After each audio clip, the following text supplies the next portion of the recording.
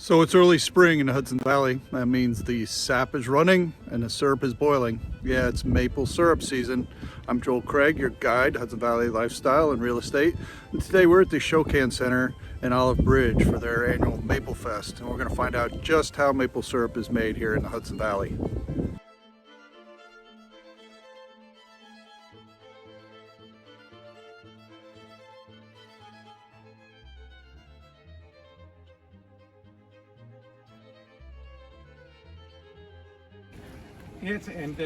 The actual boiler here probably goes back 150 to 200 years. This was made, so there's a lot of history. Not only in the process because we're doing it the way it was done 200 years ago, but also with the material as well. And this big tray here, the pan portion of it, was also used to render fat and so on. They put it in there and boil it down, and then they would use it for their lard and cooking and so on.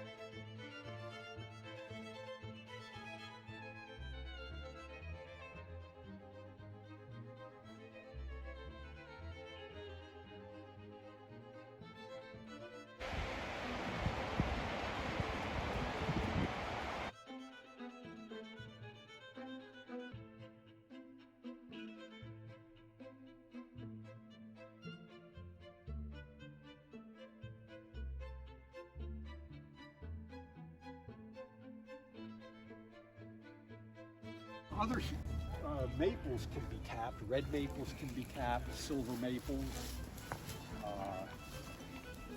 Some people tap birch trees.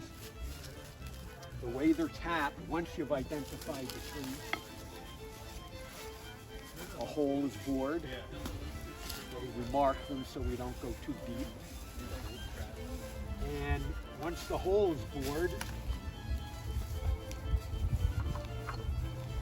one of these is called a spile tap, same thing, okay, the sugar makers call them a spile.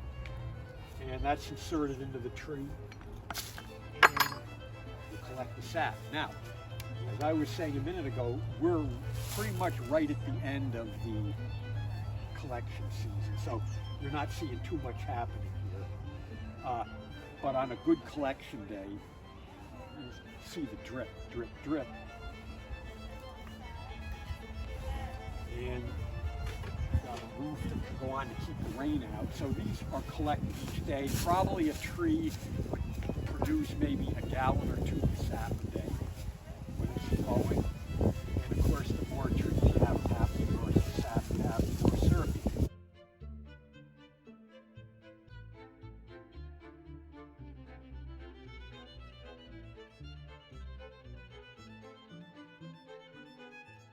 All right, welcome to the Sugar Shack, everybody. My name's Tim, otherwise known as the Sap Man. And this is where all the sap that we get from the trees, we turn into maple syrup or maple sugar. And it's a pretty simple process, albeit takes a lot of time and a lot of work. The sap, as it comes from the trees, is mostly water, 98 parts water and only 2 parts sugar. And finished maple syrup is 66 parts sugar and only 34 parts water. So to get rid of all that water, we boil the sap. What Ann is doing here, she's firing up the stove, and these pans here are holding the sap. And what happens to water when it boils? Evaporates, right. What are you seeing going out the roof of the sugar shack here? Steam, right. So the steam, the water evaporates, goes out the top of the sugar shack, and what will be left behind in the pan? The sugar, exactly. So it's a simple process, but it takes 40 gallons of sap to make just 1 gallon of syrup.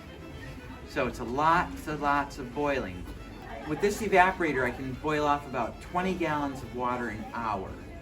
So how long would it take me to make 1 gallon of syrup? 2 hours. 2 hours, right. So on a good full day of boiling, about all the syrup I can make is maybe 3-4 gallons. So that's why maple syrup is fairly expensive. A quart jug like that, how much do you think that costs if you were going to buy that in the store, pure maple syrup? $25, maybe even $30, depending on where you're buying it. But that's because it takes so much time. And also, like, you can only make maple syrup for a short time each year. It's about a 6-week period from early February till the end of March when you can make it. And there's only 13 states that have enough maple trees and the right kind of weather to make maple syrup. So it's not something you make like in a factory year-round. This stuff, most people can't afford to buy real maple syrup all the time. So what's this, like Log Cabin and Aunt Jemima's? What's this stuff made out of? Corn syrup, caramel coloring, sodium benzoate, potassium sorbate. The last ingredient is my favorite, sodium hexametaphosphate. Doesn't that sound good? I did a Google search and that came up as industrial lubricant used in the oil drilling industry. So that must make the pancakes slip down a little easier. But which one do you think tastes better? No question. Most people agree. Although we do like a blind taste test when we have the school groups here. We'll have one pitcher, everything's sticky out here. We'll have one pitcher with real maple syrup and one pitcher with the fake syrup. And we'll let the kids taste a little bit of each one of them. And they usually guess right of which one is real and which one is fake. And then we'll ask them which one they like better. And it usually goes about 60-40, that if they're not familiar with the real maple syrup, the fake stuff is familiar with them, so they like it better. And also, if the first kid goes, ew, then nobody likes it. If the first kid goes, then everybody likes it.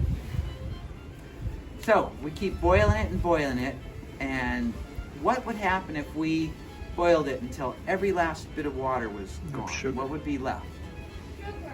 Pure sugar, that's right. And that's what we are doing. We cooked some of our syrup until all the water was gone, and what's left behind is basically pure liquid sugar. But if it cools, it hardens into a lump that you can't even like get out of the pot. So what our staff member Zoe has done is she's poured it on some snow, and it makes this delicious maple taffy called Jack Wax. Would you like to try some of that? Yeah.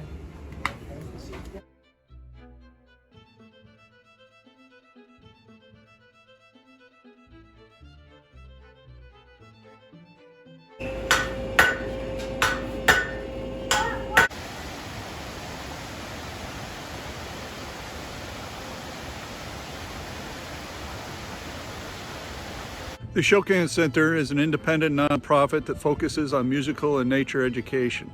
It's a great place to learn about the history of the Hudson Valley, and they have some great events coming up throughout the year. Check them out.